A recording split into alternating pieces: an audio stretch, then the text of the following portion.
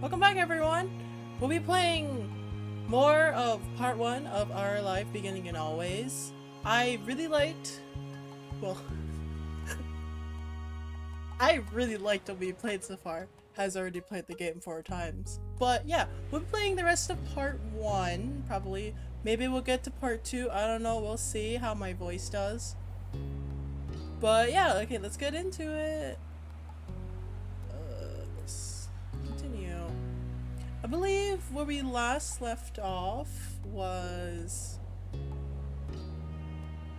I think... Cove Holden. We played library. Yeah, we played library. Okay, so let's see.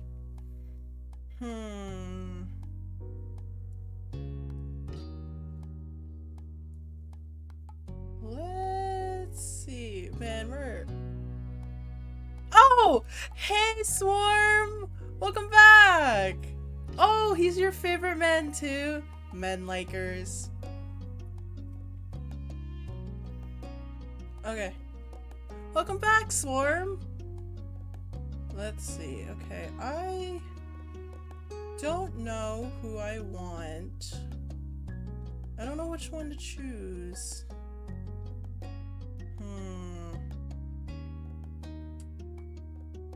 Let's do shopping. Shopping is always cute. It's a great day to love men. Oh my god, you're so right. Okay. Wait, hold on. Did I actually skip some dialogue? No. No, I didn't. Okay. Come back before it gets dark. Alright, sport?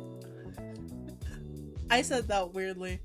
The familiar voice drifted across the street and drew your attention away from the snail you've been watching slowly inch across the pavement.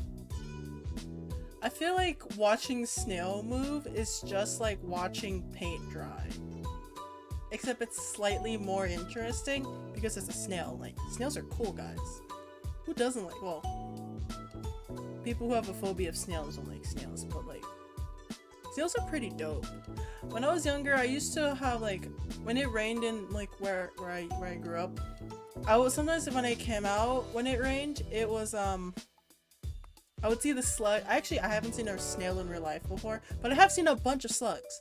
So when I've seen like a bunch of slugs like crawl, I'd be like, oh, that's really cute. They're so cute. I like them. And then sometimes I'd be like, no, you're gonna get squished in the on the walkway of where I lived. So I would like scoop them up with like something. I would never touch them myself. I think because when I was younger, I'd always be like, oh god, they might kill me, or they have some weird thing on them that'll kill me or something. I don't really remember, but yeah. So I never touched them directly with my hands.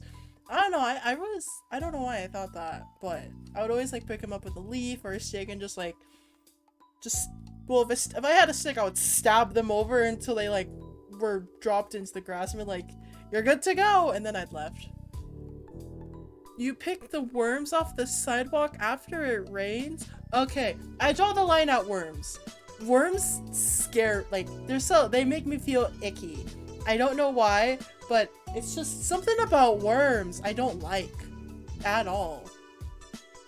Why would I eat a slug? What? Why would I eat a slug?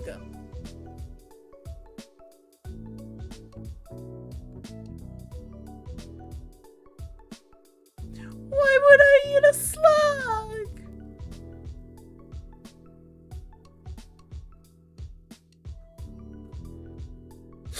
Swarm. Swarm, please don't. IDK kids! Swarm, I wouldn't eat a slug. That's absolutely terrifying. Thanks, slug. Crap. Swarm. Woo. I said a bunch of words. Okay, back to the game. I'm distracting myself. As per usual, I'm distracting myself. Okay. Okay. What do you mean you've eaten a slug before?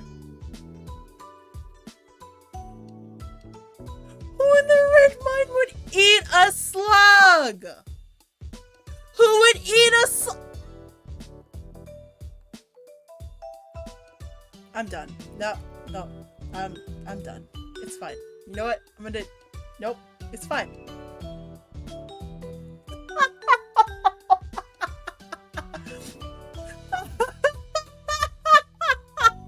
We don't need to talk about it. Oh my god. Oh. Oh. Okay. Okay. Okay. We don't need to talk about how swarming bugs. Woo! I'm okay. I'm okay. I'm okay.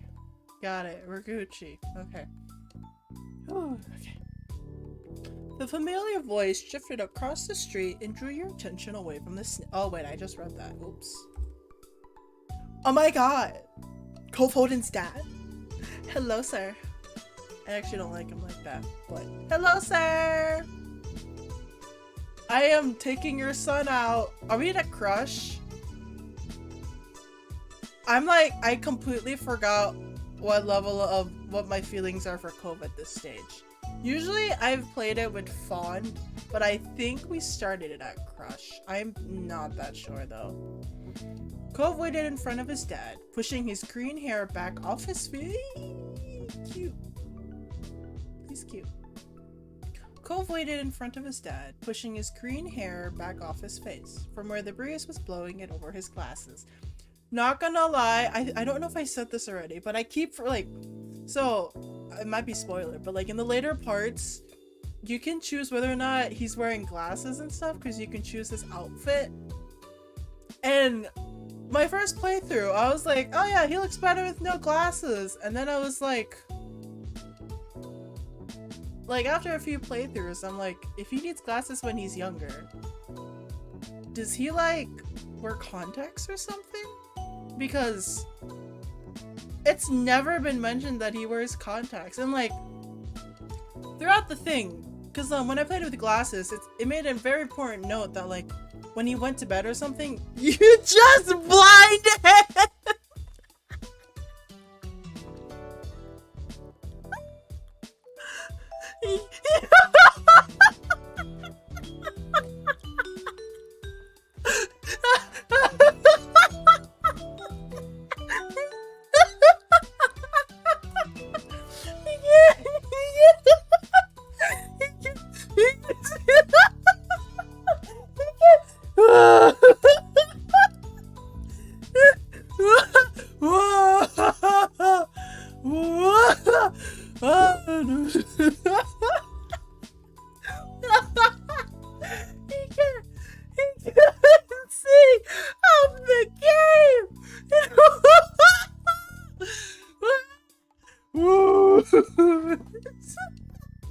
Revokes Cove Holden's vision rights. Vision privileges revoked.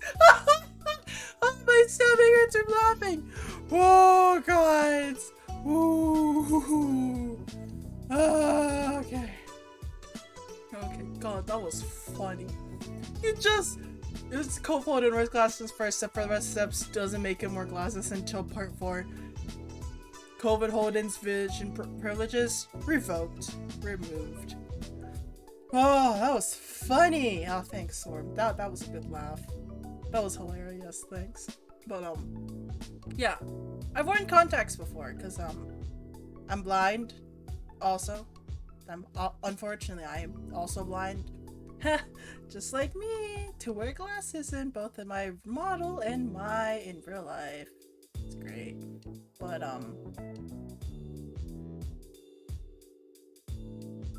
hold on. I lost my train of thought. But yeah, I will say, even though he arguably does look better if he doesn't have his glasses, I just think he's very cute when he does wear his glasses. Because I don't know, I've always been a big fan of people who wear glasses. Partially because I wear glasses myself, and I think glasses are pretty cool. No, they're not actually. Technically, they're like, they're basically a disability. Because if you can't find your glasses, you can't find anything. At least for me, because I can't see far. So like, if I lose my glasses like once and I don't wear them, I'm just like, I cannot see anything in front of me. It's so bad. It's so bad. But yeah, okay. So cute. So cute in part 1. Aww. Cove waited in front of his dad, pushing his green hair back off his face from where the breeze was blowing it over his glasses. Oops. He had looked to be paying only a mild amount of attention as he was being handed a few slips of green paper. Cove Holden in part 1 is mildly... He's so bright. He's such a little brat. It's kind of... It's a little frustrating, but it's also... It's meh. It's mid. But... He's such a baby. He's a little brat. He'd be like... He does... The way he interacts with the father, I mean, it's understandable, because his parents don't live together anymore, but... He's like, he's basically teenager, parents, right? So funny. Not funny. Actually kind of aggravating, but he's still endearing to me. It reminded you of when you first met Mr. Holden. Although he's probably not paying He's not paying Cove to be friends with himself! I don't think Cove would want to be friends with himself. Cove's dad seemed to feel your gaze somehow. Or maybe you made a noise, because a second later his eyes were on you. He waved you over with a smile. He looked happy to see you, but you still felt a little weird for getting caught. You gotta learn how to be more sneaky. I'm gonna be a ninja when I grow up, mother. Mothers, I want to be a ninja when I grow up. You brushed your hands together to free the- I have sand in my hands? Lacking. You brushed your hands together to free them of sand, then jogged over to join the two, smiling at Cove first and then his dad. Ah! Girly scream. Ah! Ow. In turn, Cove shuffled his feet in place as you got closer. I forgot that was my name. Hi. Hi. How's it going? Good to see you again. What excitement are you up to today, Sai? I forgot my name was Sai in this game. Stuff! I am doing stuff. I am proud to be doing stuff. I don't remember this interaction, not gonna lie, in the very beginning. Might be because I've done shopping much differently. Or maybe I just do not remember. I don't know. I found a really cool snail across the road. He was slimy, with funny eyes, and a nice shell. Mr. Holden grinned at your enthusiasm. After you finished answering the question, Mr. Holden's attention returned to Cove, who was preoccupied with folding the bills he had into tiny rectangle. Sounds fun. You know, Cove was about to hit the stores by the beach. Why don't you go with him? Yeah. Hee, I can go with Cove Holden. Yeah, you can come. You immediately grinned at the idea. You hadn't been sure if you'd see Cove today, and now he was inviting you somewhere. This day couldn't get much better. Great, I'm sure you guys will have loads of fun. Mr. Holden reached into his pocket and pulled out a leather wallet filled with money. He found it odd, since your moms only seem to have cards in theirs. He really do be living that cash money life.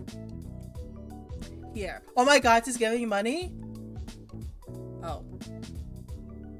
Not to me. Okay. He leaned in to pass a crisp 10 to Cove, giving him a wink and a whisper. Get something for your friend, too. Wink wonk! Sure. Good kid. Hee, you're cute. That's my boy! Cove's dad ruffled his son's hair as he straightened back up. The bill in his hand still held out towards the green-haired boy. They do not look related. It's so interesting. You see, like, Cove. He looks... You know, he's got interesting hair. He's got a non-normal, even though it's his natural hair color. And then you see his dad, who is... I think his dad is a dyed blonde. Like, just looking at his hair, because usually you can tell, although I don't know, it might be the game's style. But his eyebrows are brown, I think, and his hair is what's it called? Dirty blonde? I don't know blonde. I don't know blonde. I don't know hair colors. I just know there's black, blonde, and brown. At least natural hair colors. But they don't look alike, I would say. At least in terms of visual appearance. They are like a little bit in like how the personality and ticks, but then again, I will say Cove looks a lot like his mother. Very uncanny appearance, where he gets most of his physical traits from. His mom! He's very fine. She's fine. That's all I'll say on the matter. Take care! Thanks, Cove's dad. Cove accepted the bill after a second and stuffed it into his pocket. Then, with one last nod to his dad, he turned and started walking. He followed after him, intrigued at not gonna lie, well, I do like the writing in this game sometimes. What kind of kid knows the word intrigued at 8 years old? Like, what kind of kid knows intrigued at 8 years old? He followed after him, intrigued at the possibilities this outing might bring. Cove strayed towards a gentle tide creeping up the sand, and he fell into place beside him. It was a nice day. The sun was shining, and there weren't many clouds in the sky, though the wind coming off the ocean kept it from being too hot. He took in a deep breath, enjoying the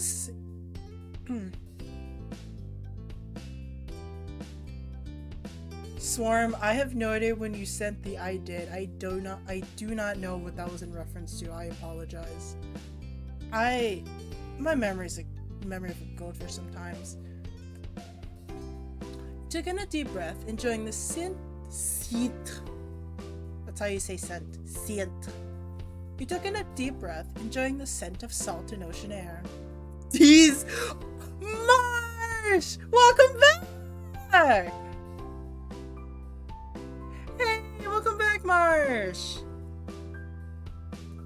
Okay. How are you doing, Marsh? I just saw you like yesterday, but... He took in a deep breath, enjoying the scent of salt and ocean air. When you looked at Cove, he was dragging his feet through the sand a little, and you slowed down to wait for him. His eyes searched the ground intently.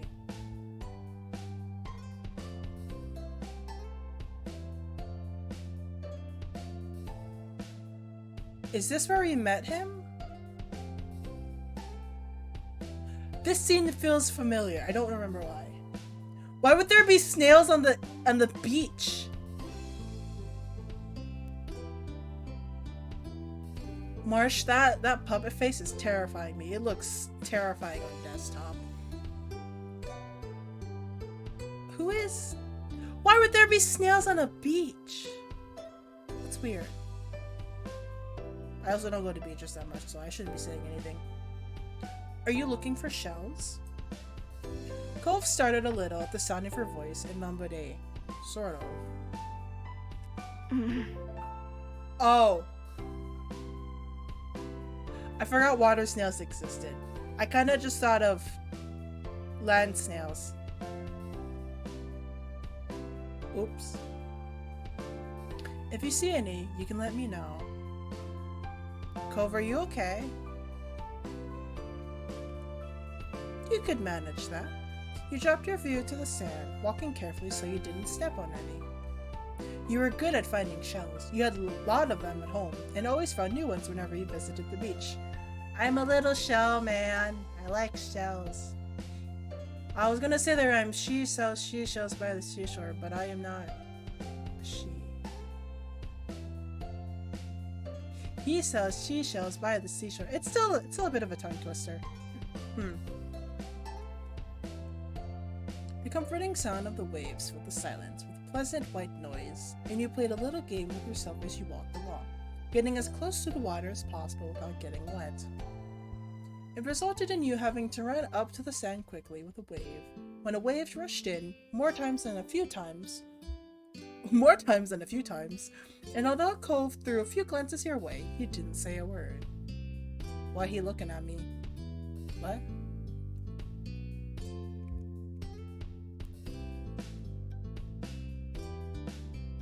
I would ask, what do you want to go to the shops for?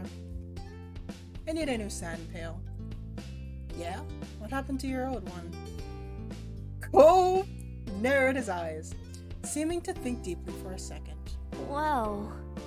It disappeared. Me all the time, me with everything. Me with my glasses, my phone. Other important things. What? Really? Cove? He's so cute. Goddamn. Cove ducked his head down, placing his fingers behind his back. It didn't seem like he was going to continue, so you nudged his arm. How did that happen? Well... Cove opened his mouth and shut it again, considering.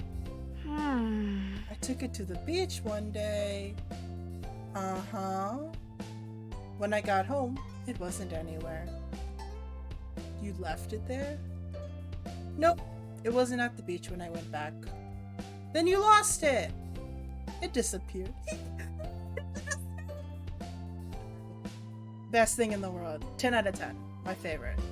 So... What about you? What do you do out here? Lay in the sand, hearing the waves crash on the shore as I think about my life choices. Great pastime, really.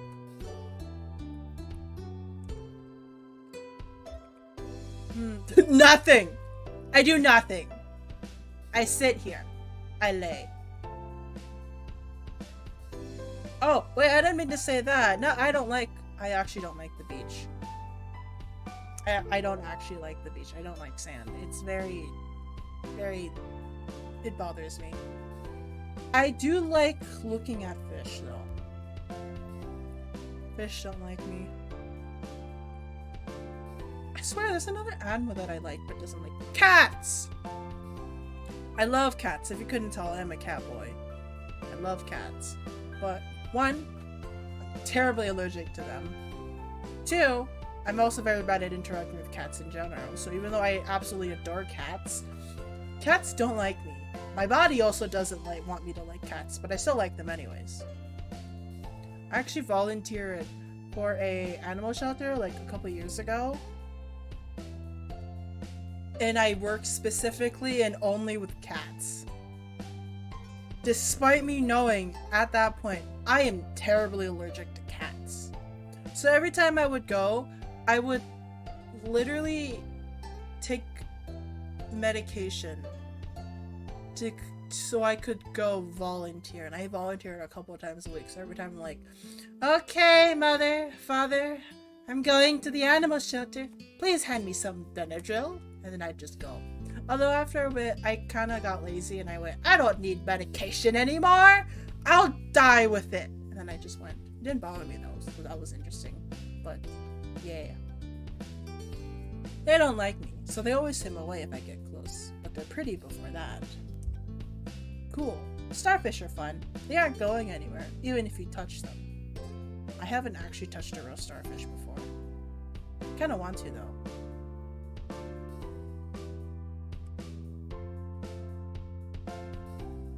I shouldn't say that.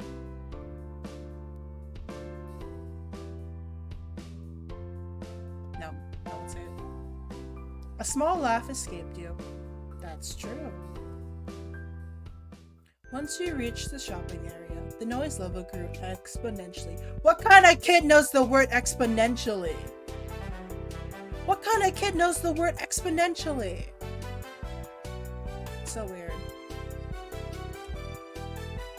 No longer just waves and footsteps, but the chatter of people enjoying the lovely summer day, the call of birds trying to find bits of food left behind, and lots of salespeople trying to get attention.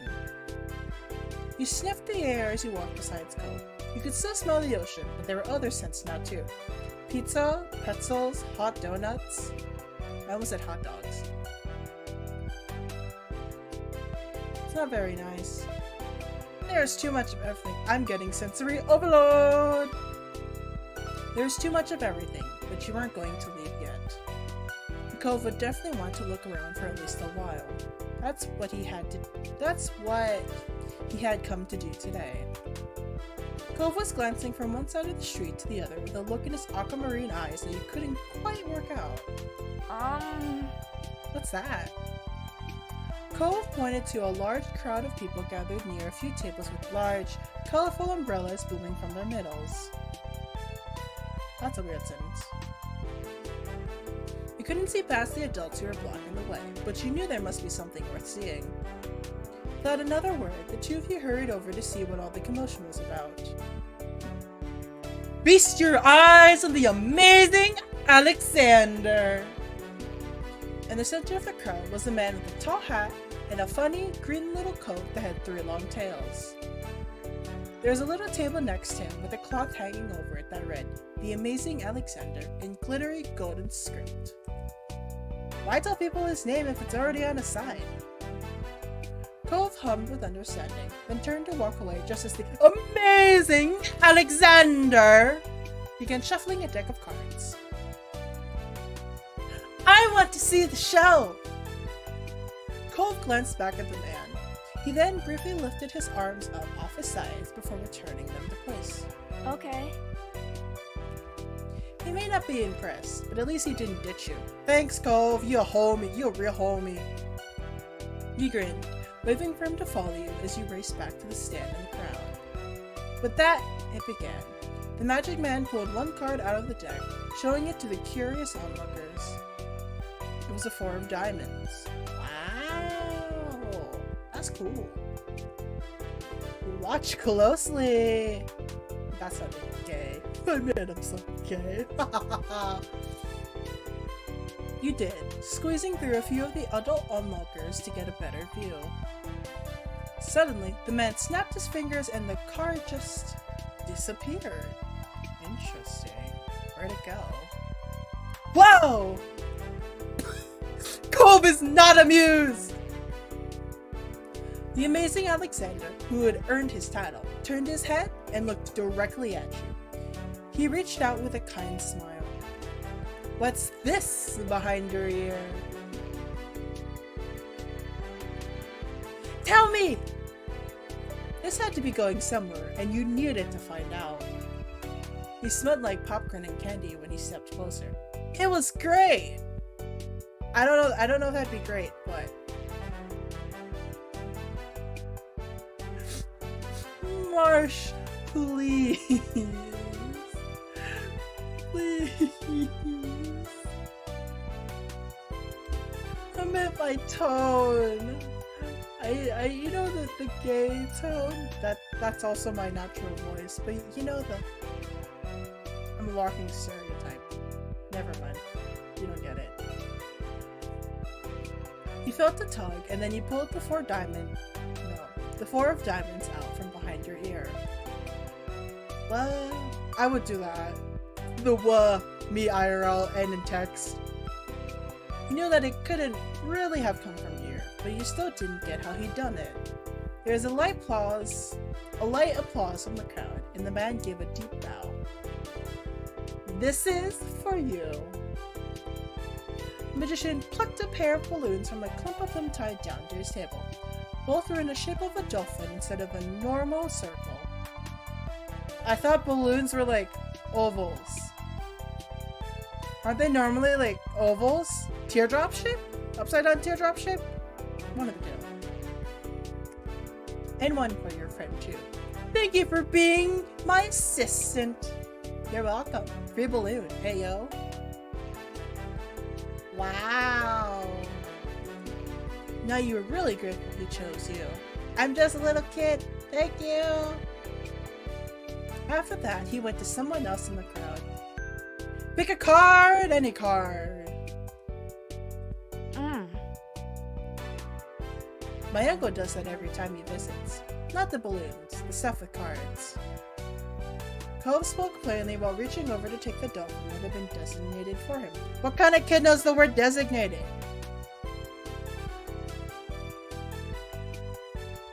Cove is just ruining the fun. Party pooper. You take the spoils from the encounter. How do I know that word? How do I know? I don't know. You take the spoils from the encounter with Alexander, but not appreciate his tricks? That isn't a very good attitude. At least you had a fun time.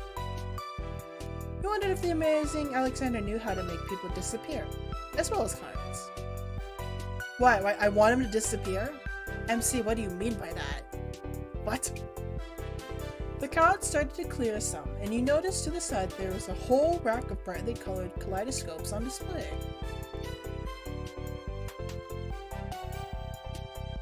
I'm bad at Rubik's Cubes, cannot do those. If I was an 8-year-old. Magic 8 ball. Oh, Cove, check this out! You shifted your balloon string to the other hand so you could hold it up in front of you. Then you thought of a question in your mind, shaking the ball and hearing some kind of liquid slosher on inside it. Once you had given it a good shake, you held it upright, waiting for the answer to appear. Concentrate and ask again. What? You wrinkled your nose and set the magic 8-ball back on the rack. It wasn't the answer you were hoping for. What did I ask? Wah. You followed Cove around to the other side of the stall. He went under the awning, careful of his own floating dolphin, and you joined him.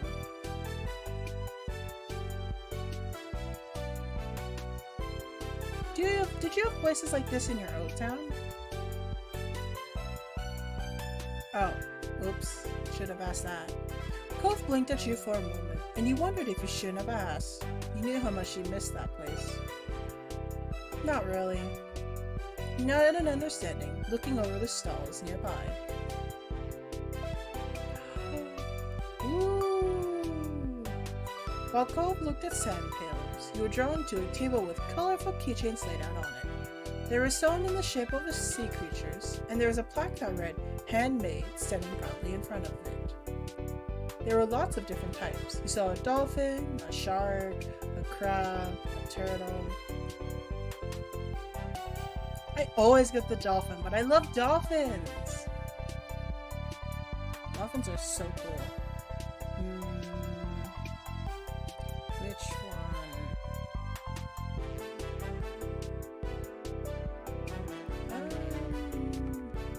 I'll go with the shark this time. You picked up the shark. Your hand stopped on the shark. Your hand stopped on the shark. A devious smirk filled with sharp teeth on its face. You weren't supposed to go near sharks in real life, but there was something about this shark you liked, and the fabric on his back was soft when you picked it up. You were instantly enamored. What kind of kid knows the word enamored? Checking the price though, your heart fell. $6. You didn't know much about money, but you thought that was a lot to spend on one thing. You really had more than 5 bills to your name. Is that what you want? Oh, hi, Cove! Huh? Oh. $6. I didn't bring any money. Alright. It's fine. What? He's gonna buy it for me?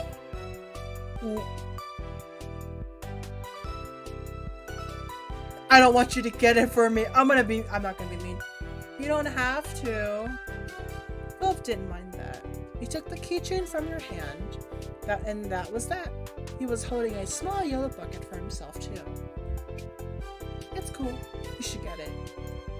You beamed, excited at the idea of displaying the keychain somewhere in your room. It was nice of Cove's dad to let Cove buy something for you too, and you had to remember to thank him the next time you saw him. After Cove paid, the two of you stepped out into the store side by side, your balloon dolphins knocking together and spiraling around in the air. You watched Cove hold up his new pail to his face, examining it thoroughly. Hey, Cove. Yeah?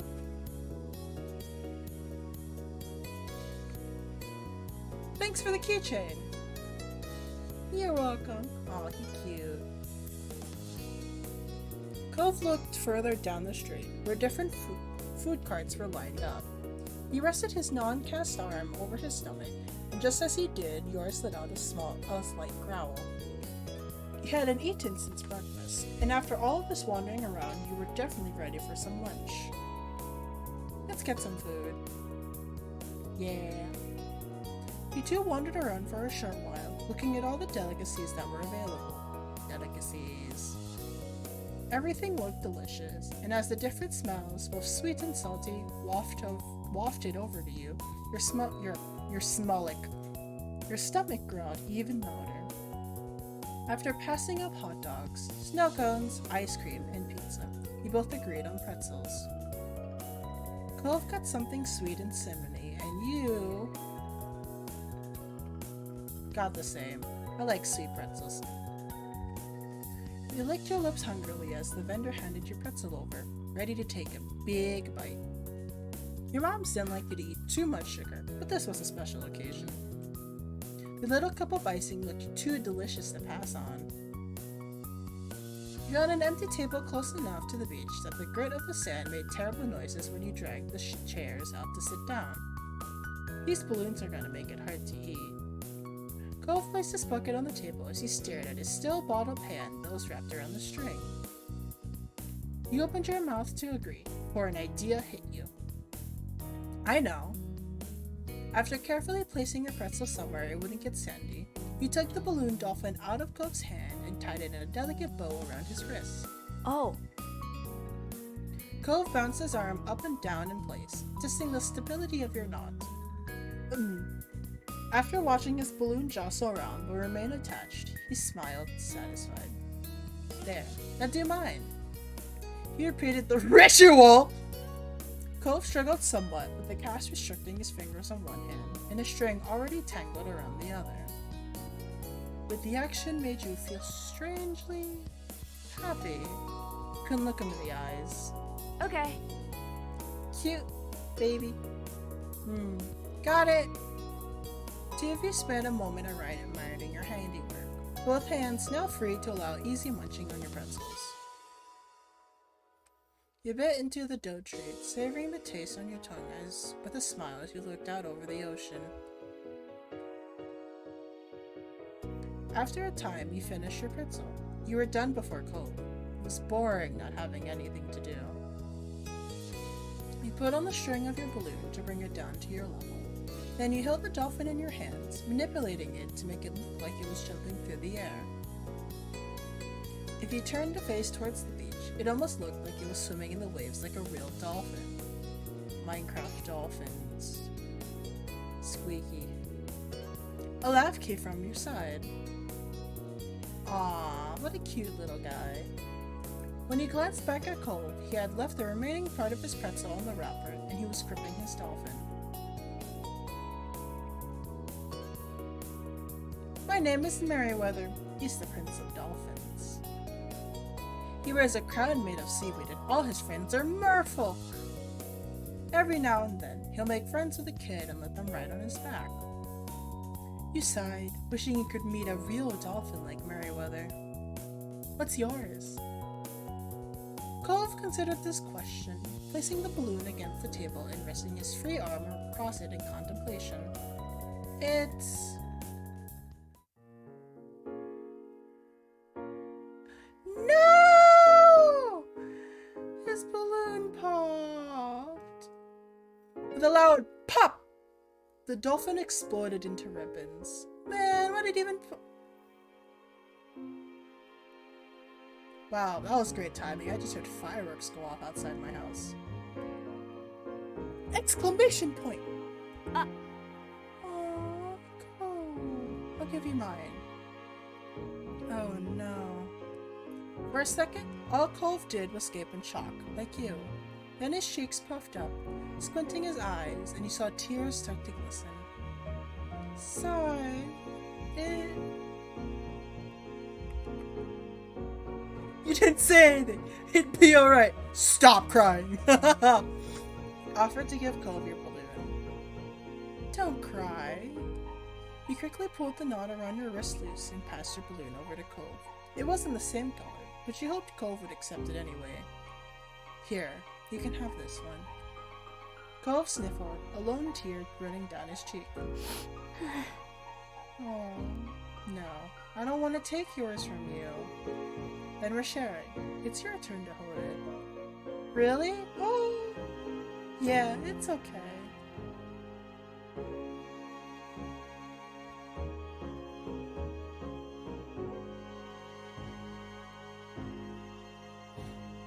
Okay. In every other playthrough I've done this. Admittedly, I've played it once in Indifference and the other one in Fond. He's never accepted the balloon before. Because I've always offered it to him. Because, you know, I'm that type of guy. But he accepted it this time. Aww. Cove accepted the balloon delicately, probably to make sure this one didn't pop like the other. I'm really curious as to why he chooses to accept it here when we're both at crush than in the like. I understand if it's indifferent, but if we're fond, maybe it's because we haven't known each other for that long. But why would you? I don't know. Interesting. Thanks, Sai. You're welcome, Cole. L for you. Seeing him like that felt much better than keeping the dolphin for yourself. Passing of Cove's balloon was the last major event of your adventure. In the end, the two of you headed back late that afternoon. You separated on the beach, and while Cove went straight home with his brand new sail pail and sand pail in his hand, I said snail pail, you decided to sit for a while. You watched the waves and the sunset, fiddling with your new keychain. Another summer day was drawing to a close. It had been great going around with Cove. You hope to do it again, but next time you wish nothing would happen to make him cry. I don't want him to cry. He's too cute to cry. Why does it say I didn't do it?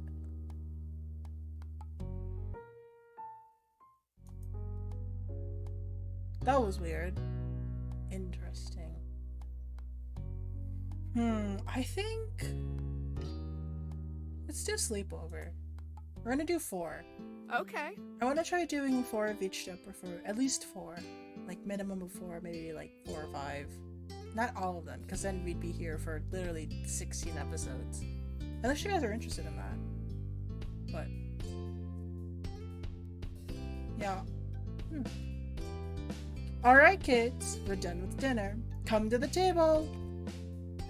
Your stomach growled, right on time, as if it heard your mom's words. You halted your game and looked over. Mom was almost done setting the table.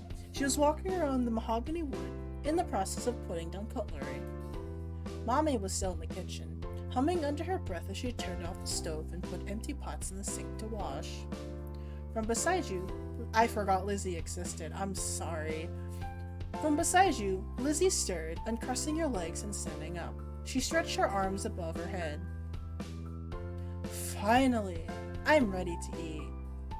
Then she cast a sly glance in your direction. You recognize that look.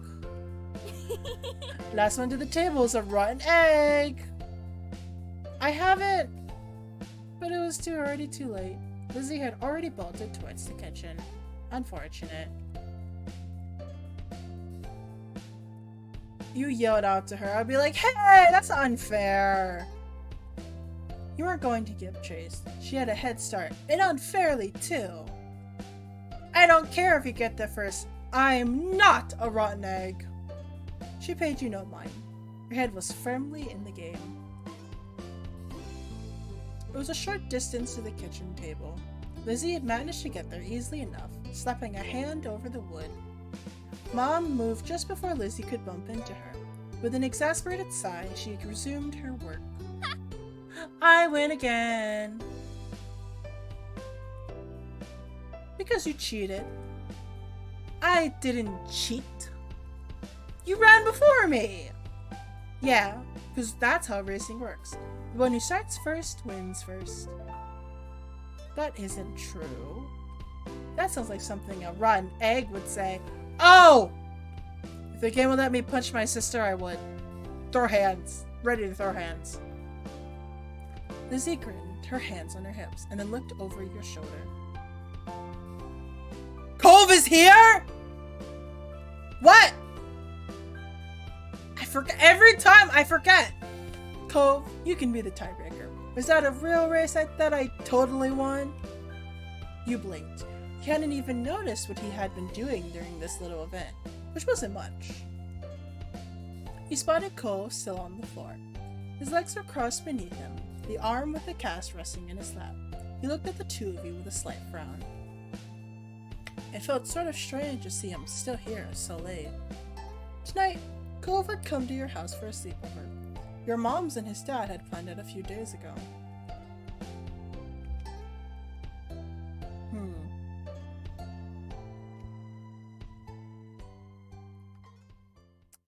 I would. You weren't surprised. You had begged your moms to invite Cove over one day. Then they promised that they would. Now they had made good on their word. You looked forward to it since the moment you found out. And you even helped Mom search the storage room for a sleeping bag and extra bedding to prepare for his visit. Cove pursed his lips at Lizzie's question, but he didn't respond. Maybe he was planning on ignoring her. Not that Lizzie would make it easy. Come on! Well, did I win or what? No. Thanks, Cove. What? I don't think you won. Cove, my man! How come? It's not my fault Sai's slow. Cheating's cheating, and cheaters never win. Wise words, Cove. Wise words. You always pick their side. Of course. I'm so beautiful and smart and attractive and likable. Everyone, Cove, likes me. I also like Cove, so feelings mutual. Cove snuck a shy peek at you before answering her. I picked them.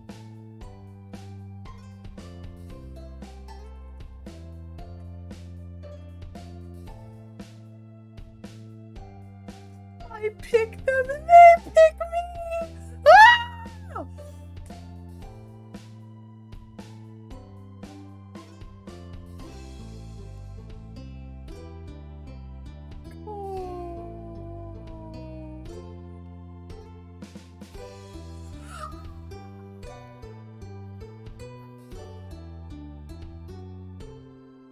You're a couple of rotten eggs then. That's enough. Nobody here is a loser or a rotten egg. They're each farm fresh. Which is a sentence I never thought I'd say. Alright. Now, listen to Mom and come sit at the table for dinner. All three of you. I can't believe Cove said I pick you and you pick me. That's so raw. That's such a raw line from an 8-year-old kid. Damn. Killing me here. Oh my god, it's GB Patch killing me here.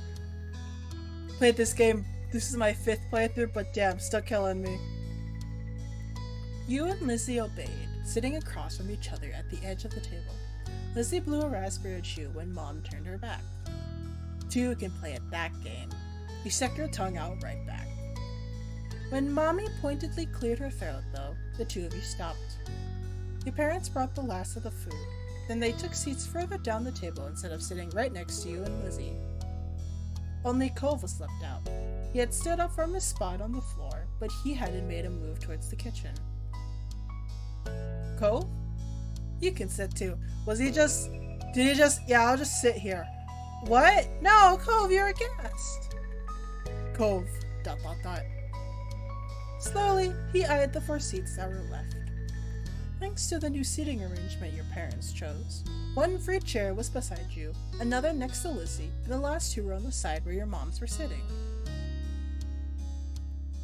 Sit next to me. You don't want to sit next to me? Cool. No? I thought when I read Cove's gaze met your pink eyes, I went, I have pink eye? Ah, I love it when I forget things as easily. You smiled. Briefly, he grinned back. He walked over, pulling out the chair next to yours, and sat down. You were glad he wanted to sit with you. He just needed to know it was okay. It's always okay to sit next to me, Cole. It's always okay to do things with me, and to ask me things and to tell me things. I'm here for you. Now that everyone was situated, Mommy began to pass out the plates. Okay. Dig in, kids. I cooked a little bit of everything for dinner tonight. Be sure not to avoid all of the veggies. Ugh. Yes, Mom. Each person at the table served themselves, except for one. Cove hesitated again. He fidgeted with his hands clamped on the top of his knees. It didn't seem very comfortable doing stuff in someone else's house. Of course, that makes sense. I mean, you're in someone else's home. It feels awkward. One dish seemed to have his eye, at least. That's pineapple chicken. You want to try some? Not really. Sorry. By then, your moms had noted that Cove still had nothing on his plate as well. Do you not like any of the food, honey? Well, Maybe he hasn't tried Hawaiian food before. Right. 'Cause Mommy is Hawaiian. He hasn't? Wow. Please don't talk with your mouth full, Lizzie. Lizzie swallowed the bite she was eating, and then she spoke again. You should try it now. She turned to Cove dramatically. Unless you want to shrink. That's what happens if you miss a meal. Elizabeth, that's not true. You know that. Cove squirmed under all the attention. He fidgeted with a fork between his fingers. I've had some things. Just not any of this. oh shoot. I knew I should have asked your dad what your favorite foods were. It's alright, Lonnie. Maybe he'll find a new favorite today. You weren't so sure at that. Cove didn't look like he was going to be trying the food anytime soon. Give me your plate! Give me your plate! Cove was a little confused by your request, but he handed it to you anyway. Oh, he took the plate from him and piled only the best foods on it. He watched you work intently, his good hand shoved under his leg. When you were satisfied with the amount on his plate, you returned it. You should like some of these. I'm a cool little person. Thanks.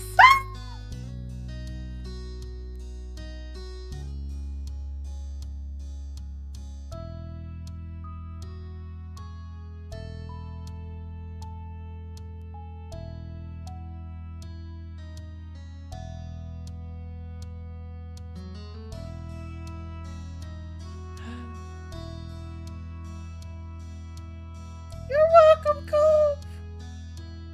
Good job.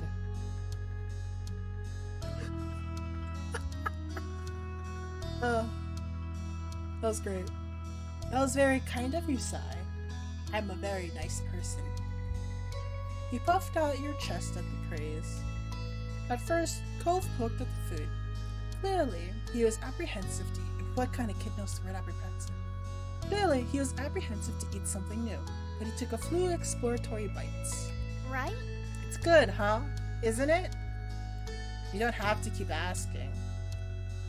He still speared more meat with his fork and ate it, chewing thoughtfully. It's just not bad. Mommy grinned at his words, satisfied even though it wasn't exactly a glowing commendation. Lizzie wasn't as mollified. So weird. Don't be mean to your friend. We're not friends!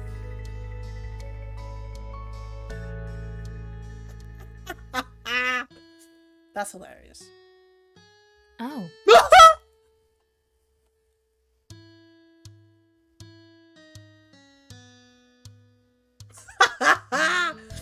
He's a riot. Love him. Ew. Mommy floundered in the face of Cove's blunt honesty. He'd be like that sometimes. You weren't surprised by Cove's declaration. The more you got to know him, the more you realized he wasn't the type of kid to keep his opinions to himself. In the end, you supposed that if the two of them didn't want to be friends, you couldn't force them to be. You wondered how he felt about you. You had never asked before. When you gave Cove a look, he returned a small smile, and that made you feel good, even though you were unsure what it meant. Alright, because I crushed on him, I thought it was like, I feel euphoria. Your mommy looked at Mom and only got a shrug. No. Elizabeth, don't call someone weird.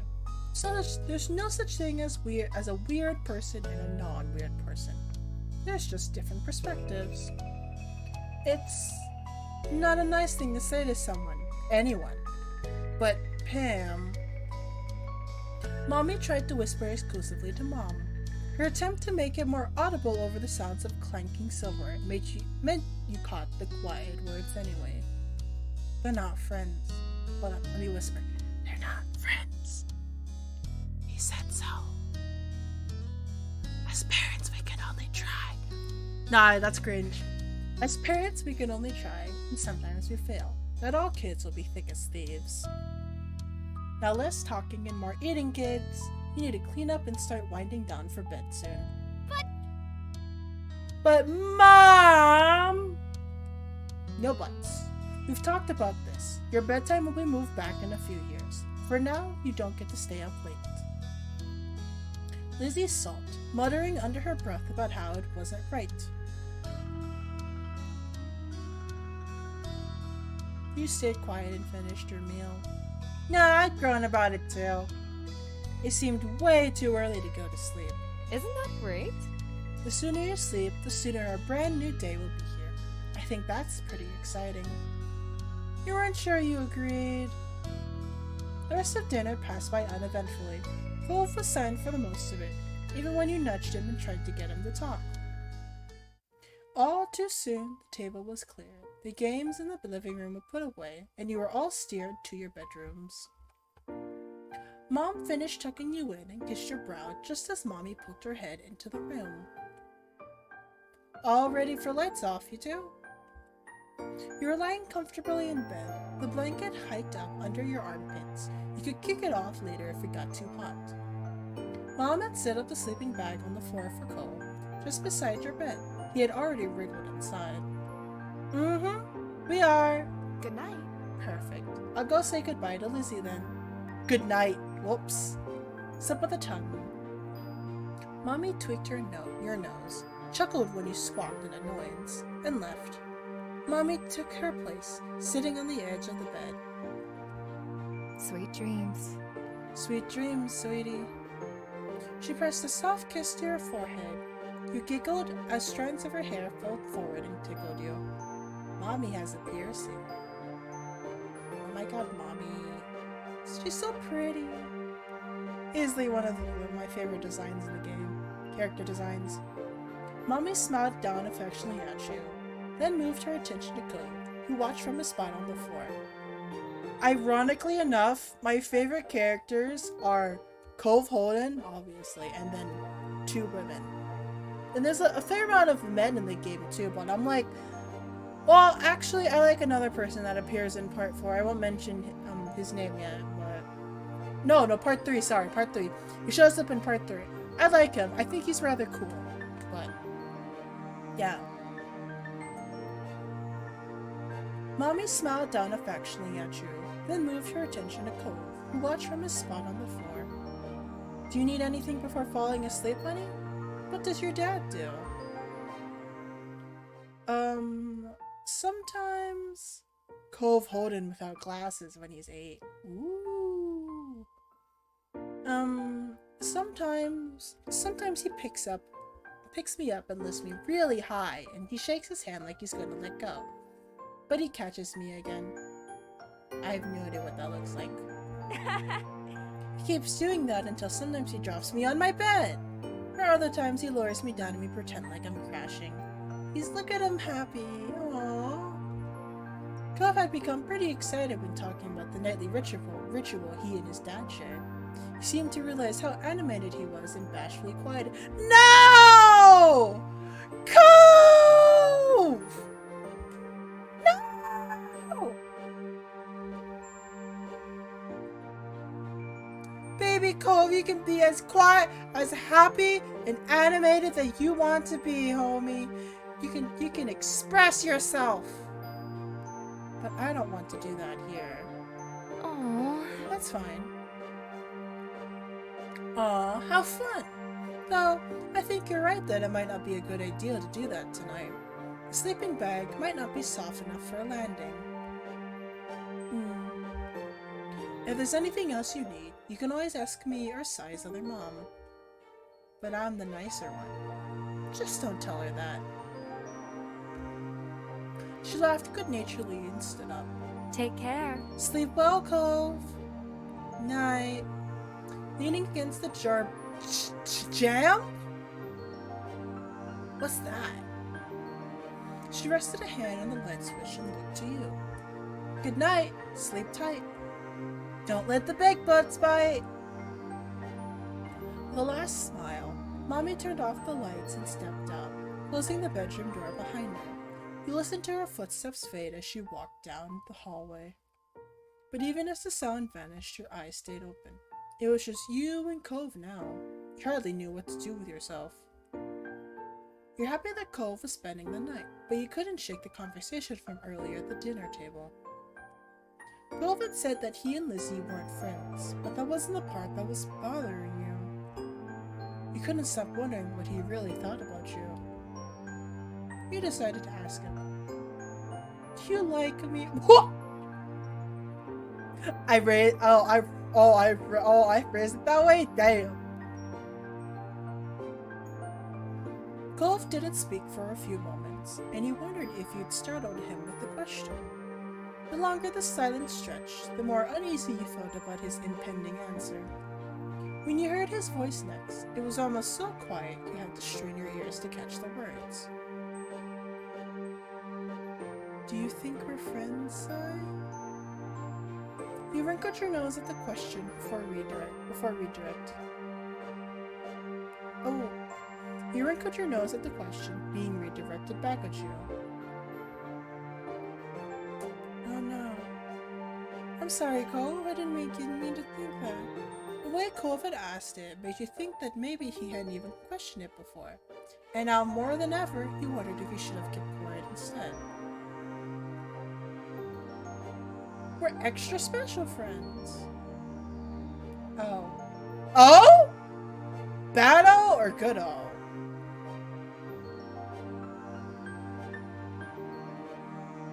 So cute. I don't know what that means, but I think it's true. Really? Yeah. Maybe this is what it means to be best friends with somebody. I've never seen him blush. At least in part 8. Oh my god. You're right, Cove. Nobody's a better friend to me than you are. Thanks. You smiled to yourself at the thought, knowing that even if by some small chance you were wrong, the two of you were happy together. That was good enough for you.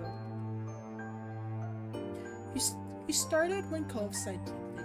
You turned your head to look in his direction. In the dark, you could only see a faint outline of a lump under the covers. Cove?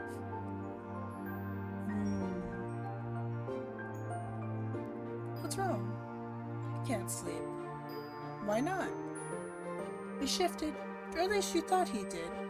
You couldn't see anything, but your eyes were still adjusting to the dark. But you heard his sleeping bag rustle.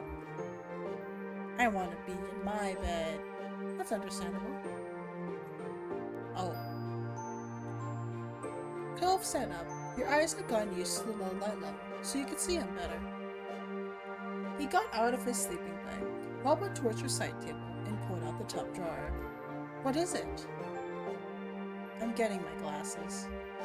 He sat up too, watching as he reached inside. He paused for a second, then pulled his hand out. Instead of his glasses, though, he was holding a book. Cove turned it around in his hands, trying to figure out the proper orientation for it. You knew even without reading the title which one it was.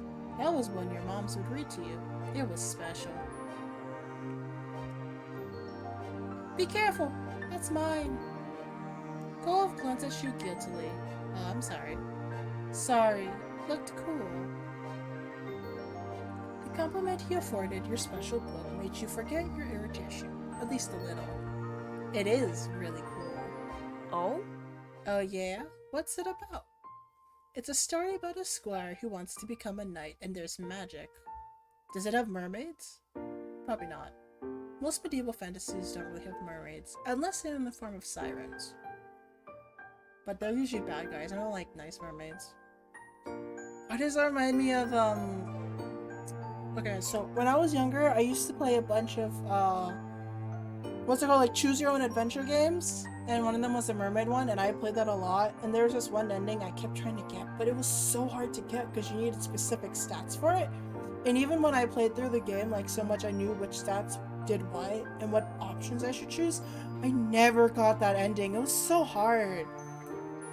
But, yeah. It was an interesting game, though. I quite liked it. Does it have mermaids? Oh, I already said that. No. But... Hello! Let's see. I do like dragons. There's a dragon in it and crazy things happen. The squire tries to kill her because the king wants the dragon dead, so they have this fight! But the squire finds out the dragon's really nice. They decide they don't want to fight her after all, so the two of them become friends instead! Cove looked excited by your words. He flipped the book over and focused on the backside summary. His interest in it was only spurring your own. You were reminded of the hours you spent hearing the tales. No matter how many times you read it, or had it read to you, you were still entertained by the story and the pictures inside. You glanced out the window. The moon was high in the sky. You wanted to read the book with Cove. Of course I want to read the book with Cove. You climbed out of bed, padded over to your side table. He opened it and rummaged around, pushing aside stuffed toys and crayons. Cove called out to you in a confused whisper.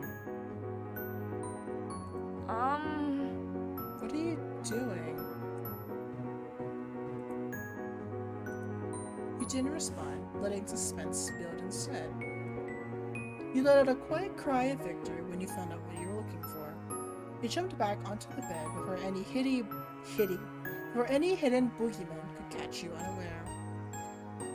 Cove continued to watch you as you wriggled your way beneath the blanket you disturbed earlier. You pulled it over your head. Whoa. You discarded earlier. Ooh, disturbed earlier. You pulled it over your head. What's... Shh. Get under here already. Bring the book too. After a minute, the bed dipped as Cove got on it. Then the blanket shifted. You fiddled with the flashlight in your grip, feeling for a switch. With a click, the small space flooded with a bright light. Cove sputtered, putting a hand up to shield himself from the beam. Move it somewhere else. Oops. He tilted the flashlight so it shone directly on his face, giggling. Hey! I'm a menace. Aw, so cute. Look at him. My beautiful child. Look at him. My EBDB. My little guy. My little guy! Scooty. Okay. You shifted again, making it shine down. You adopted an innocent expression when Cove smiled at you. Scowled at you. Oops. Now we can read, and my moms won't know. I do this all the time. I always pretend to sleep when mom or mommy check on me, and I've never been caught. It's fun. Do you want to try? Cove nodded. Pleased by his straightforward response, you placed the book between you and flipped it open to the first page. Meanwhile, he laid down on his belly and shuffled closer, picking up the flashlight to shine it on the pages. His face was illuminated with a warm glow. He mirrored his position, leaning in so you could see the book better. Your foreheads nearly brushed until you shuffled back a comfortable distance.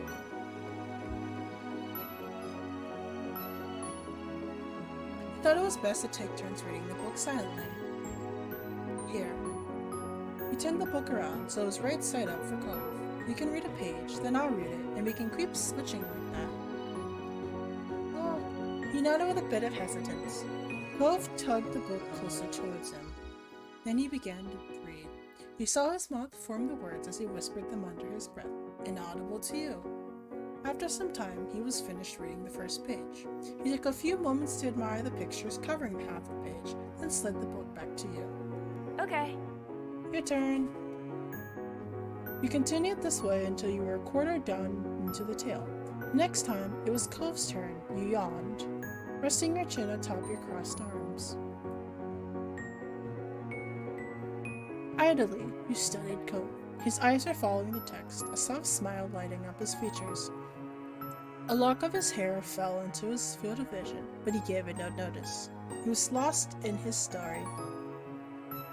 You started when Cove caught you watching him. Wait.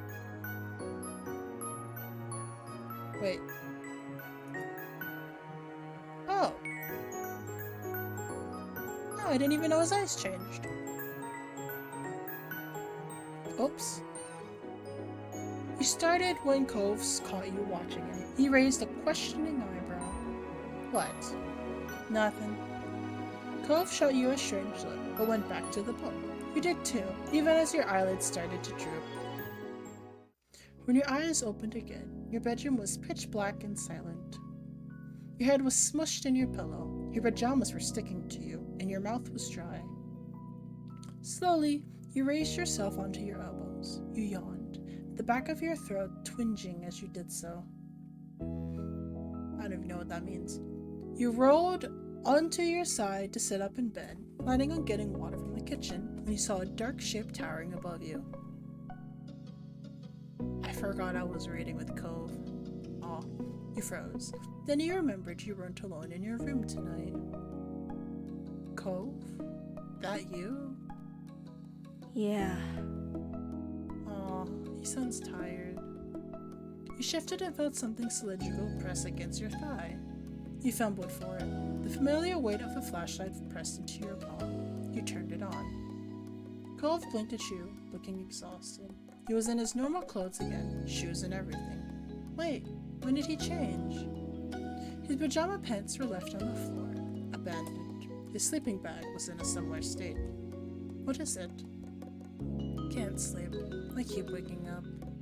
Did you have a bad dream? He shook his head from side to side. No, just can't sleep. It's weird here. You frowned. You'd helped your mom's redecorated only a few months back. I like my room. It's not that it's bad. I just always sleep in my bed, in my room. That made things a little clearer. It wasn't anything you'd done.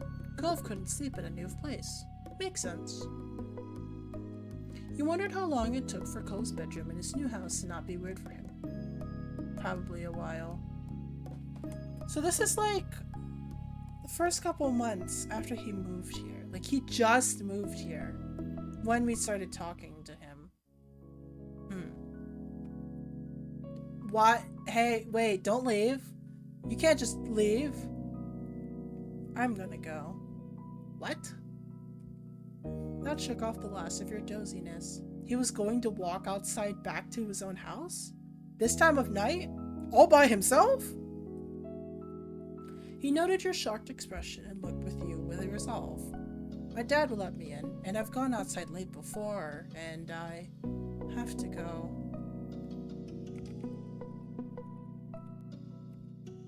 You don't have to. You couldn't explain why you couldn't let him leave. You just knew you didn't want him to go yet. Also, I would not let if I had a sleepover with someone, I wouldn't let them leave to go back to the house. Even if their house was across the way. Well, maybe I would, I don't really know. But that's kind of scary, don't you think? Cove looked frustrated, though you got the feeling it wasn't at you specifically. Yes, I do. You were at a stalemate. Frowning to yourself, you studied his sleeping bag. Was there a way you could make him more comfortable? If Cove didn't like how weird your room was, maybe it would feel better if he had something more familiar nearby. Me? Or the shell we tried to give to him a while back? Oh, went to your bed and grabbed your blanket. Then you spread it over the floor beside Cove's sleeping bag. He watched as you did, blinking. You're sleeping on the floor? Yeah, next to you. If that doesn't help, I'm out of ideas. Is that okay? Mm-hmm. You spied a slow smile playing on his lips. You can try it. But if that doesn't work, I want to go home still. Deal. You grabbed your pillow and a few plush toys for good measure as Cove picked up his pajama bottoms and folded them, then set them aside. You tossed the items in your hands onto the blanket, completing your task. Two of you stood and looked down at your handiwork. Are you gonna change into your pajamas? So are you wearing a belt? That looks uncomfortable. No, I can sleep in this. There wasn't anything else left to say. In unison, you both laid down side by side. Cove put his glasses aside and got into his sleeping bag. You made yourself comfortable as you could, wrapped in this fuzzy blanket. The floor was hard and unforgiving against your back. Not at all as comfy as your bed, but you didn't mind it much. You had fallen asleep on the floor before. Man, when I was younger, apparently sometimes I would fall off my bed. And like, mind you, my bed is like tall, like for some weird reason.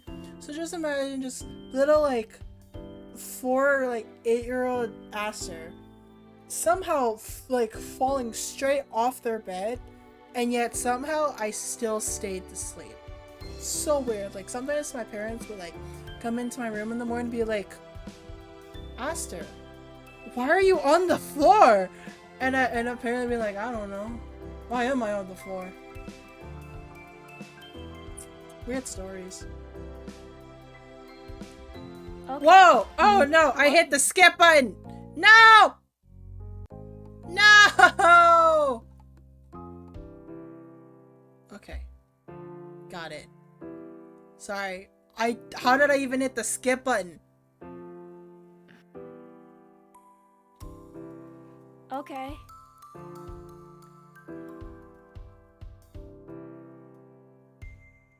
This one. Okay. Whoa, that was so weird. How did I hit the skip button? Wacky. What mattered was if it helped. You swiveled your head to observe him. Is it better?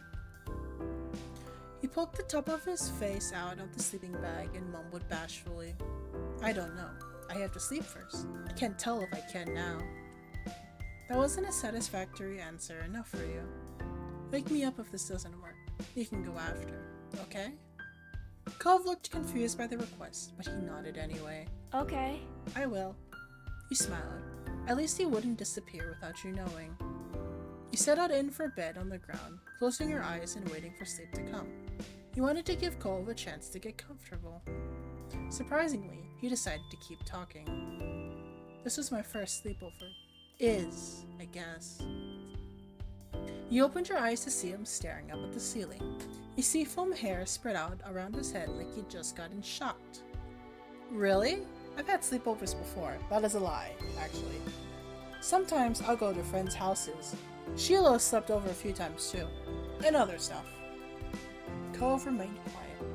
Silence stretched between you, but it didn't feel awkward right now. You didn't feel the need to break it immediately. How was it? Or is it? It's not bad.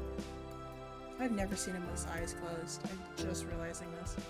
I liked reading your book. Thanks! It's my favorite!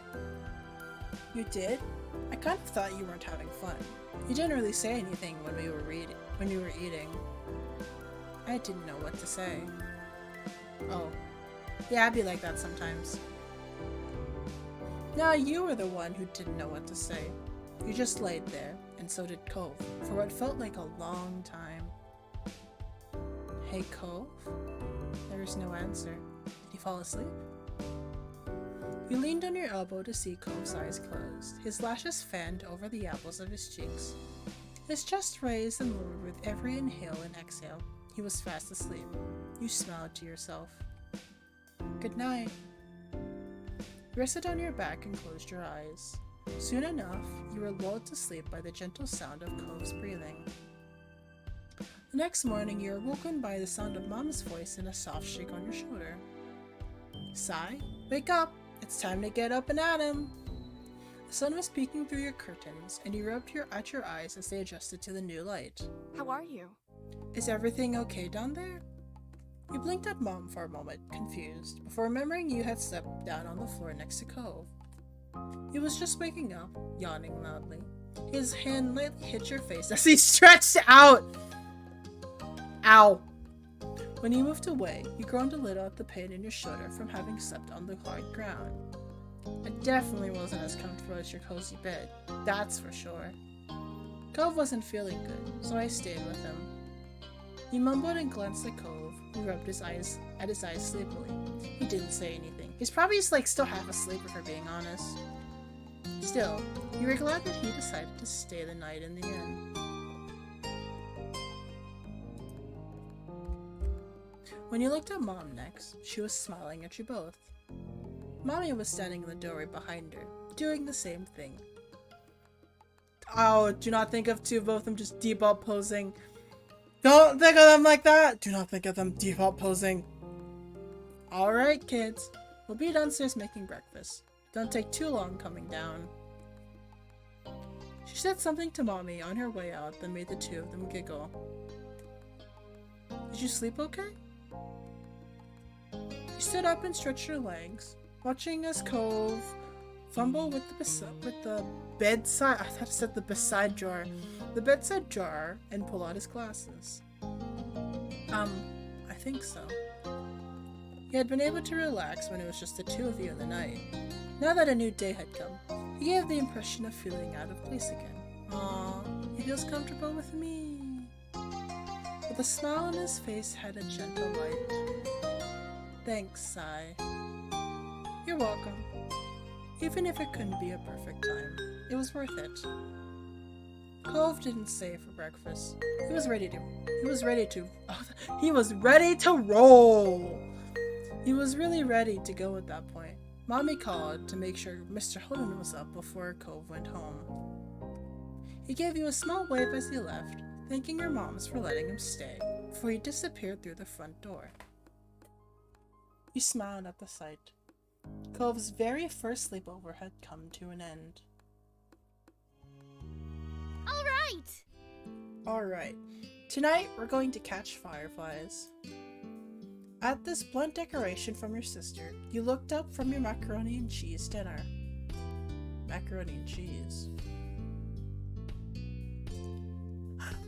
Did you say hydrate or dihydrate?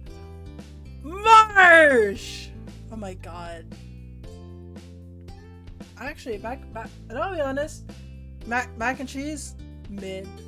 Not my biggest fave. Fireflies were a familiar sight over summer, coming out on warm nights to dance through the sky. The night was particularly balmy, so you knew there were bound to be tons of them around. Oh, you are, aren't you? Dude, I should have forgot. What did Lizzie say? Yeah, right, I forgot immediately.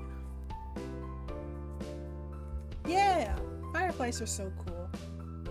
Oh my god, fireflies show up where I live, so sometimes when I see them, like, it used to be, oh my god, they're cute, I like how they look. And then now it's like, oh my god, Cove Holden? Oh, Cove Holden? I'm diseased. You rocked lightly from side to side in your seat, already excited for your after-dinner activity. Catching fireflies was a great way to spend a summer evening, and you could already envision the little lightning bugs drifting down through the darkened sky. That's a good idea, Lizzie. Can we, Mrs. Asters? I forgot that was her last name! Shiloh tapped his fork against the table excitedly, his face lighting up. Oh, Shiloh's here. Hi, Shiloh. His face lighting up as he looked at Lizzie. It was unusual for Shiloh to still be here. Like always, his mom had to bring him over really early in the morning just before his job started. But normally she would have picked him up by now. She called before dinner to let your moms know that she'd be late. You didn't hear why. Probably more work things. Thought maybe getting to hang out with Shiloh for longer was what made Lizzie want to keep running around outside. Staying home and watching TV was never an option for her with guests over. That's why you're pretty sure she'd get your moms to agree. Well, It's already so dark out there. Lizzie gave Mom the best puppy dog eyes she could, slowly spooning mac and cheese into her mouth while you waited there for their response. There. Let them. Oh my god, Mommy's voice is so good. So in love. Let them go. Nights like this don't happen every day. The parents exchanged a look, then Mom eventually sighed and nodded back. Yes! Along with Lizzie's cheers, you threw your arms up in triumph, but waited until you'd finished chewing to say anything, because you knew it'd be rude to talk with your mouth full. Unlike a certain someone.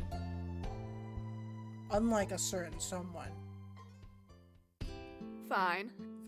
Fine. Just make sure you stay on the hill behind our house with all the poppies, okay? Cove Holden poppies. Duh, Mom. That's where most of them are. The idea had only just been planted in your head, but already you could just picture all the glowing lights spread out in front of you, like the fairies in the bedtime stories Mommy reads sometimes. All too quickly, it became a race to see who could finish their food first. They're choking at the dinner now. That's right. If someone died, we'd have to cancel the Firefly trip at all. Well, that's morbid! Thanks! Mom said it like a joke, but you knew they were both telling you kids to slow down. Shiloh did immediately. When you glanced at Lizzie, you saw her still eating faster than she should. Elizabeth. jeez. No one is gonna die. Sheesh. A knock on your door interrupted Mom before she could no doubt scold your sister. I'll get it! Your big sister jumped out of her seat and ran over to the door, pulling it open without even looking out the window to see who it was. Huh? Huh? You shifted in your seat to try and get a glimpse of the unexpected guest. Is it Cove Holden? Yes!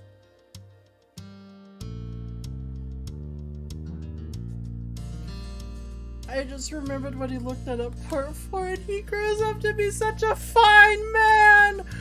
Ah!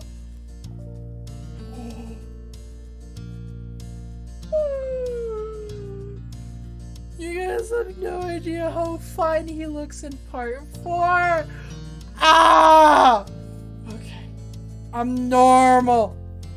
I swear, I'm normal. Okay. Your mommy had already walked to the door by the time you managed to see past Sheila's floppy hat. Cove! Sigh! What? Oh, I said Cove. Trying to get to the door quickly enough nearly resulted in your mommy being knocked over. Sorry, Mommy, but it's my favorite person in the world! You sent her a sheepish smile, linking your fingers behind your back before focusing your attention on Cove. What are you doing here? A smile played across Cove's face, and you could tell he wanted to laugh. Your eyes met for only a second before he looked away. Then, for a few seconds, Cove said nothing. He only stood there and looked up at your mommy with a face almost like he was considering turning around and leaving. My dad told me to drop this off because I guess he borrowed it from you. Cove took a familiar screwdriver from out of his large side pocket. Eyes now dropped to the floor. We left ours back home when we moved. Big sigh. Great. Thanks. Bye! What? Lizzie, huh? Thank you. Lizzie, don't be rude. He's my friend! Like you have Shiloh, I have Cove. I feel like it's very reasonable that he's here. Because you always have Shiloh. Thank you. Here, why don't you come inside for a bit? Lizzie crossed her arms and lifted her chin. Cove shrugged, and Mom stood from the table too. I give your dad a call to let him know that you got here alright.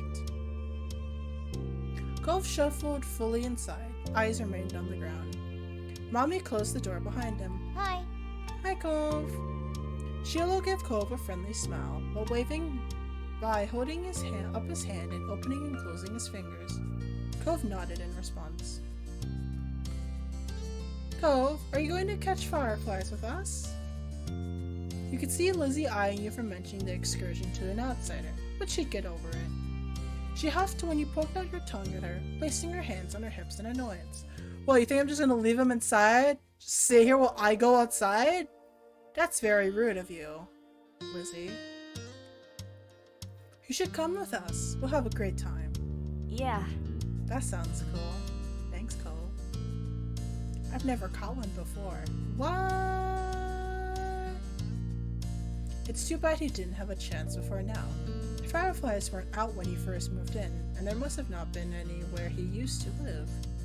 We can't go until after dinner. After she pointed this out, Lizzie walked back to the table and took a seat. There wasn't much left on her plate. Since this was very true, you decided to finish up your own stuff as well. Cove stepped closer and eyed what was on the menu for your family's meal. Have you eaten yet? Yeah, my dad and I ate earlier. What did you have? Eggs? Oh. I'm sorry, Shiloh. The clipped, one-word answer seemed to discourage Shiloh from asking any more questions. His eyes slowly wandered back to the last scraps of food on his plate. Your phone call with Cove's dad must have ended because your mom came back into the room. Okay. Cove, your dad said you could stay for a little while if you'd like, but he's going to come get you before it gets too much later. Sure. Fun. Oh, fun. This will be so nice. As you polished off the meal, you hoped it would be good too. Three of you all finished eating shortly after, and Lizzie led the way outside. Remember, don't stray too far. It's fine, Mom. Shiloh trailed so closely after Liz, he was nearly stepping on her heels. Cove hesitated at the door. Come on, let's go. After a moment, he did. Bye. Bye, children. Bye, Mommy! Bye, Mom! Two of you were a good 10 or 15 feet behind Lizzie and Shiloh by the time you walked outside.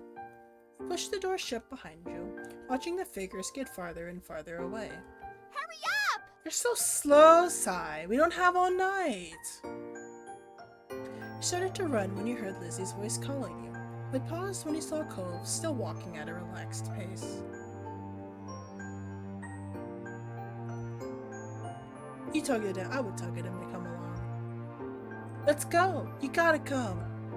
You reached out for the arm that wasn't in the cast. You took hold of his wrist and started to pull him along. Cove twisted his arm a bit before settling down. You smiled, watching Cove return it with a show on of his own, and then the both of you followed after Lizzie and Shiloh. I wonder, if you're indifferent to him, can you act friendly to him in the game? I wonder if that would change anything. Curious. Because you're basically going against how you say, no, actually, no. No, indifferent affects, the flavor text is directs, relaxed, and nervous. That affects how your some of your reactions are to Cove outside of the player choices. And I wonder, and I know the interest level affects how Cove how Cove interacts with you. So I wonder if it wouldn't give you that option. Curious. When you arrived at the hill, Lizzie was already standing on top. Actually, another thing I want to mention is how interesting I think it is, and the fact that the game you don't have to pursue a romance in Cove Holden at all. Even though this is a romance dating simulator visual novel, you don't have to be romantically interested in Cove Holden at all. Which that would be okay, I guess, if it was a visual novel dating sim with multiple characters, because you can't really date them all unless it's specifically a harem game. But I think it's interesting how people would say, yeah, you can play this game. You could even play the game without... You can play this romance dating sim and not have to romance him at all. You can just grow up with him. And I think that's pretty cool. Also interesting. What else I think is also interesting is the fact that you could just be uninterested in him for the entire game. So Why would you have that as an option in a dating sim of all things? Curious. Because being indifferent means like you don't really care about them that much. And I have read stuff about like the different quote unquote routes of the game. They're not really routes, it's more like just like how the slight paths you can go down. Because actually, I guess you could say it's a lot like the genocide route in Undertale, where you do play through the game, but like so much of the original content is just gone because you're not playing the game how it's quote unquote supposed to. And I understand, I know why the genocide route was included, because it was meant to be a game, I think Undertale was meant to be a play on games that were, as like, the opposite of RPG games, which are like to kill enemies to level up, but in Undertale you don't want to level up, you just want to be nice to people. But in this game, you aren't really getting anything extra, I think, if you go to different. Like, there isn't some cool things, I wouldn't know, I haven't done it all in different. I haven't even done past being a crush or love in the third stage. Like, I've gotten married or dated Cove Holden literally in every single game. Because I love this man so much, but indifferent. In all honesty, I do plan on trying to do an indifferent route just because I want to try getting the achievements, but it will physically pain me to do so because I love this guy so much. And it'll hurt a lot to just be like, yeah, I don't care about you. Because it's, oh my god. Right now it's hard enough being fond of him in my other playthrough. Ooh. Just want to date the man. Let me date him! Also, how he interacts with you is also different than on other routes. I won't mention it now. I'll mention it later if I remember later. Probably won't. Probably I should mention it now, but then that'd be spoiling the game. So if I remember later, hopefully I'll remember later. I don't know. When you arrived at the hill, Lizzie was already standing on top. The fireflies were out in full force, floating on the breeze, their gentle glow winking in and out and creating an almost magical effect. You looked at Cove, and you seemed just as entranced by the beautiful sight. You and Cove stood at the start linked together. It was almost like holding hands, but not quite. It was a bit too bad, somehow. Realizing there wasn't actually any need to continue gripping his arm anymore, you released it. Aww. Wow. Sheila took a moment to come over and welcome the both of you to the hill. Hey guys, it's really great out, huh? See how many there are? Yeah. A firefly danced through the air, landing on Cove's sea-green head. You and Sheila couldn't help but giggle. I would giggle. Covering your mouth with a hand, the sound escaped you, and Cove looked at you in confusion. He's so red! Oh my gosh, Sheila! What?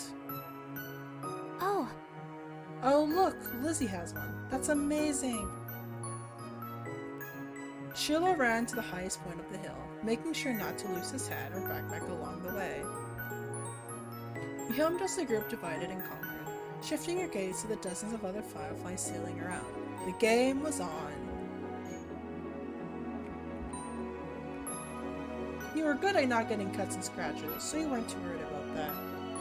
Oh my god, I remember when I was a kid, for some dumb reason, there was one of my old elementary school had this gigantic concrete slab, area, and there was a ball, rolling across on it, and I was like, I tried to jump over it, but I knew I'm gonna trip on this. I don't know, I knew I was gonna get hurt if I stepped on it, and lo and behold, I stepped on it, and I scraped my knees. Very badly. It was the absolute dumbest thing I ever did. I remember viscerally that I was like, I'm gonna probably hurt myself if I do this thing with this basketball. Does it anyways. Is not surprised. I should not have been surprised when I scraped my knees badly. I was a weird child.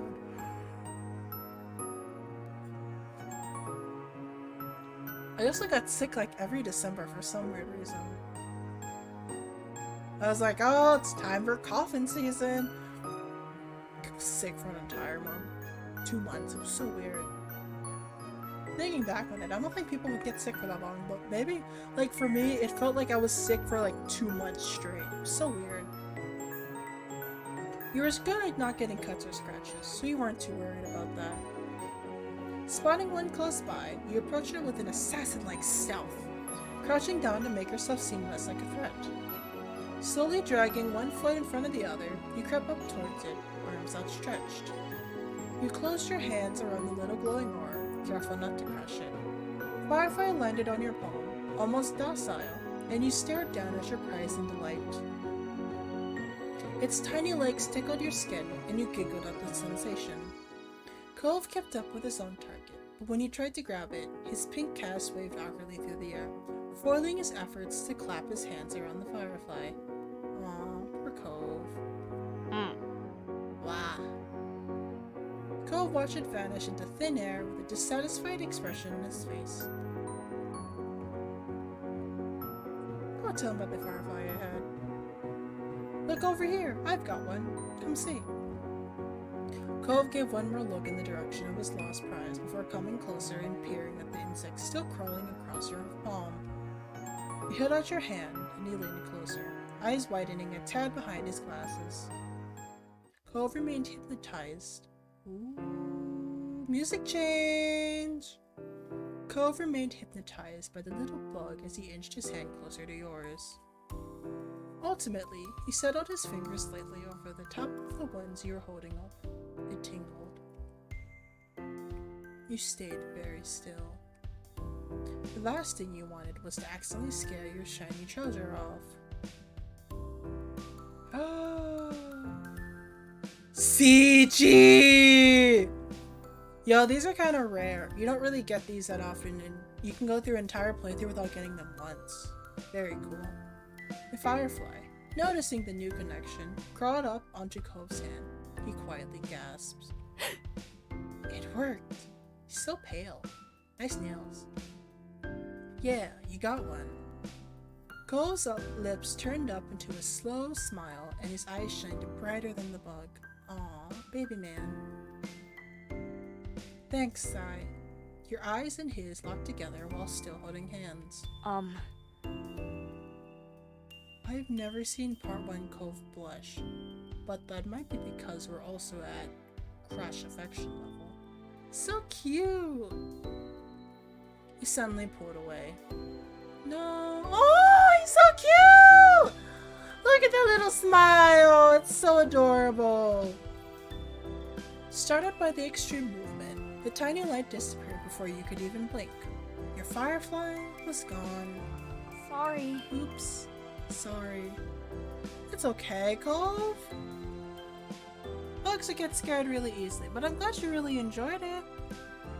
Well, I think you did. I would forgive him. Of course I'm going to forgive him. That's okay. I couldn't keep it forever. You're right. Right. Bugs have to stay outside. Not unless you have one as a pet. Let's get another. I would decide to get more. Uh-huh. We can work together. His face broke out into a wide grin. We'll get a bunch. With renewed vigor, you ran out into the hill. You're not sure how much time passed while you were in the thick of it. All you could focus on was the adventure at hand. No critter was safe from your grasp. At first, you tried to keep a tally of how many you had caught, but once the number grew higher than 10, you had no more fingers left to count with. Limited on my 10 fingers. You're having the time of your life, racing up and down the hill with the crash of the ocean and the sound of everyone's laughter echoing in the background. Sai! This way! What is it, Cove? You followed the sound of Cove's voice to the top of the hill, watching as he stretched his arms in front of him, reaching with his fingers and only narrowly missing his target. Cove and you took turns trying to scare fireflies in the direction of each other. You showed him some techniques that you had learned, like how to cup your hands correctly, and he listened attentively before trying for himself. There were a few times when you almost ran into each other, giggling as you dove to the side at the last moment. Luckily, disaster was avoided each time. It was a huge overall success, with both of you catching multiple fireflies each. Eventually, the fireflies began to thin out and your energy started to lapse. You decided it was time to call off the hunt. Cove didn't complain. He breathed in heavily and his face seemed really flushed. That was a lot of fun. That was fun. A lot of fun. I'm glad you had fun, Cove. You smiled at him broadly, happy that he enjoyed the activity. Yeah, it was. Come on! Sai! Cove! Get up here! We're gonna have a race! The shouting caught you off guard. It had been quite a while since you heard from Lizzie or Shiloh. You glanced over to see them both standing up on top of the hill again, Lizzie beckoning to you with a quick hand gesture. If she was like that, you know there wasn't much room for disagreement. Up the incline you went. From the corner of your eye, you saw Cove was coming up as well. He didn't care for Lizzie a lot, so he thought he might have been intrigued by just the idea of a race. Hi. Cove. Hi, Cove. You can't roll down from the hill. You could hurt your arm again. You'll be the referee for the rest of us. As Lizzie pointed this out, Cove froze in place. Oh, what was that kind of race? He frowned down as his cast. That was the second time he got in the way tonight. I'll sit with you, Cove! Man! And this wasn't even the first time she had asked him to be the referee for one of her sudden races. What? Yeah, you'll watch and see who gets to the bottom first. That's important. Got it? I guess. Cool. The cast was sturdy. If he was careful, he could have done it. Lizzie might have just been looking for a reason to make someone else the referee, but it was already decided. I'll stay with Cove. I don't want to be Really? lonely. Really? Why? You don't have to. Well, I don't want you to be lonely. It's okay. I want to watch. You moved beside him on the top of the hill, even though Lizzie eyed you and made a face. That's not how races work. We only need one referee. So, I could just sit here. Shrugging your shoulders, you refused to budge, and Lizzie let out a huff before throwing her hands in the air. Fine. I'll be the winner, whether you join or not. Jeez, Lizzie. Okay, attitude? Lizzie moved to lay down, and Shiloh did the same. Cove stood slightly to the side to get a better vantage point, and you stood next to him. Countdown! Cove stood up a little straighter. It seemed like he was taking his newfound referee duties very seriously. Oh, look at him, he's so cute. He's like intense focus. So cute. 3, 2, 1, go!